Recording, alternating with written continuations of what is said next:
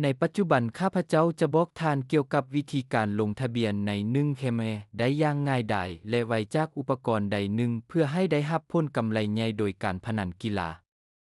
เปิดตัวท่องเว็บในโทรศัพท์หรือคอมพิวเตอร์ของท่านพิมพ์1เคมในแท็บค้นหาและไปที่เว็บไซต์อยู่ที่นั้นท่านจะเข้าไปในเมนูหลักเลือกปุ่มลงทะเบียนข้าพเจ้าแนะนำให้ท่านเลือกทางเลือกอีเมลเพราะว่านี้แม่นการลงทะเบียนอย่างเต็มที่กับการปกป้องข้อมูลของท่าน